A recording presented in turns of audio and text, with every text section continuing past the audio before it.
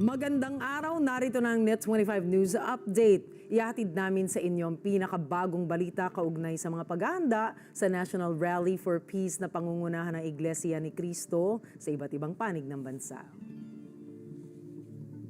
Nagsimula ng dumagsa sa Quirino Grandstand ang mga lalahok sa National Rally for Peace bukas na pangungunahan ng Iglesia ni Cristo. Samantala, unti-unti nang nagsisikip ang daloy ng trapiko sa Maynila.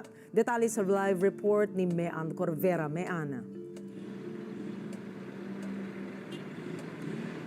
Yes, bukas pa nga yung inaasahang pagsisimula ng National Rally for Peace ng Iglesia ni Cristo. Pero ngayon pa lamang ay ramdam na ang pagsisikip ng daloy ng trapiko patungo dito sa Quirino, sa Luneta, sa Maynila. Sa ngayon may kababayan na tayo nakita natin na galing ng San Jose del Monte sa Bulacan ang patungo ngayon dito sa Quirino Grandstand. Kita yan sa mga stickers at mga banner na nakakabit sa kanilang mga sasakyan. Binaybay namin ang kahabaan ng Quezon Boulevard patungo Maynila. At sa may welcome rotonda pa lamang nagkakaroon na ng pagbagal ng usad ng mga sasakyan hanggang pagpasok yan ng Quirino o ng Quiapo Underpass. Sa kanto ng Nicanor Reyes at Derma, may mga nakaset up na mga tent ng miyembro ng SCAN International na tumutulong ngayon sa mga otoridad para sa pagmamantine ng daloy ng trapiko. Bukas ng alas 4 ng madaling araw, isasara ang ilang pangunahing lansangan dito sa Maynila dahil yan sa inaasahang pagbuhos ng ating mga kababayan na dadalo sa National Rally for Peace. Mula dito sa may Quiapo area sa Maynila, balik sa inyo. Maraming salamat sa iyo, Mean Corvera, dyan sa Quiapo. 50 pulis naman mula sa Rizal Provincial Police Office ang magsisilbing augmentation force upang matiyak ang kaligtasan ng milyon-milyong dadalo sa National Peace Rally na pangungunahan ng Iglesia ni Cristo bukas. Ito ang kinumpirma ni Rizal Police Provincial Office Director Colonel Felipe Maragun sa Net25. Anya, ang pagpapadala ng mga tauhan ay upang umalalay sa Metro Manila Police na siyang pangunahing magbibigay ng seguridad sa mga dadalo sa nasabing pagtitipon. Nanawagan naman si Maragun sa publiko na maging maingat at alerto para makaiwas naman sa mga magsasamantala sa nasabing event. Sa Negros Occidental, isa-isa nang itinatayo ang mga entabladong gagamitin sa National Rally for Peace bukas. Magpapatupad din ang mga rerouting plan ng Bacolod City Traffic Authority Office para maapektuhan o sa mga hindi maapektuhan ang mga motorista ng masikip na daloy ng trapiko. Detalye sa live report ni Jessie Ayungon.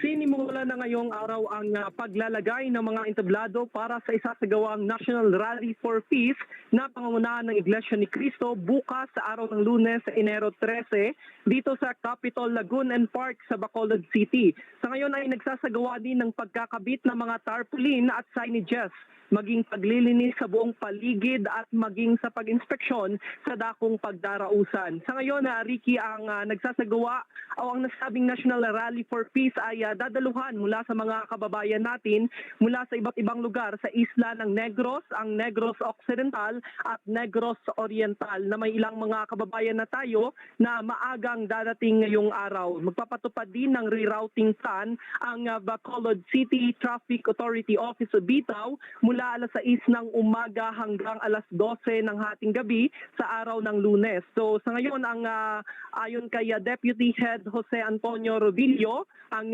BITAW Deputy Head, sasara ang mga kalsada mula Cottage Road hanggang 15th Lacson Street at 6th Street na ito ay base sa pag-aproba din ng Bacolod Sangguniang Panglungsod through Resolution Number 1 Series of 2025. Magde-deploy din ang ating Bacolod City Police Office o BCPO ng mga kapulisan na silang magbabantay sa palibot sa araw na isasagawa ang National Rally for Peace.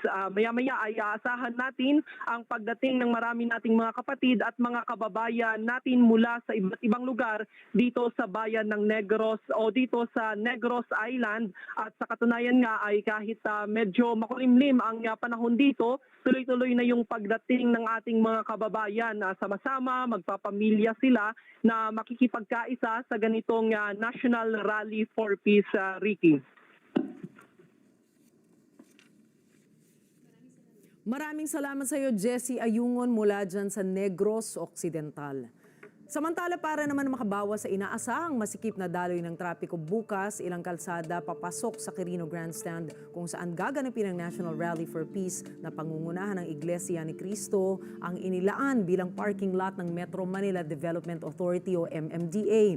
Ayon kay MMDA Traffic Operation Officer Manny Miro, 2 linya ng kalsada sa loob ng Ross Boulevard mula UN Avenue patungong Pio Campos Street ang bubuksan para gawing paradahan ng mga sasakyan. Bukod ito sa 2 linya rin sa loob ng Mel Lopez Boulevard mula Andas Circle patungong NLEX Connector City Limit ang bukas para gawing parking lot.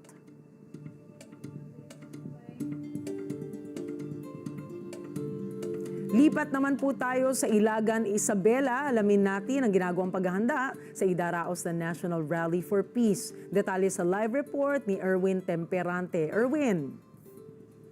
Oo, nakahanda na ang City of Ilagan Sports Complex kung saan dito isasagawa ang National Rally for Peace bukas January 13, 2025. Isa ang City of Ilagan Sports Complex sa 13 venue ng isasagawang National Rally for Peace na pangungunahan ng mga miyembro ng Iglesia ni Cristo. Bukas pa nakatakdang isagawa ang National Rally pero ngayon pa lamang handa na ang venue na dadaluhan ng 5 probinsya sa Region 2. Kabilang rito ang Nueva Vizcaya, Quirino, Isabela, Cagayan, kasama na ang Kalinga. Nakalatag na ang mga naglalakihang signages gaya ng designated parking area, maging ang mga pwesto ng bawat probinsya na dadalo sa nasabing aktibidad bilang gabay sa mga dadalo at mapanatili ang kaayusan sa lugar. Malinis, maluwang at masinop ang dako na pagdarausan ng National Rally for Peace. Nakaantabay na rin ang iba't ibang otoridad upang magbigay gabay sa mga maagang dumarating sa lugar. Kasabay nito maaga ring nagsipaghanda ang mga miyembro ng INC gaya ng placard na kanilang gagamitin na nagpapahayag ng pagkakaisa at kapayapaan para sa buong bansa at walang anumang partikular na tao o grupo na sinusuportahan. Mula rito sa City of Ilagan, Isabela, para sa National Rally for Peace Special Coverage, Erwin Temperante. Matatag, matapang, matapat. Maraming salamat sa iyo, Erwin Temperante. At yan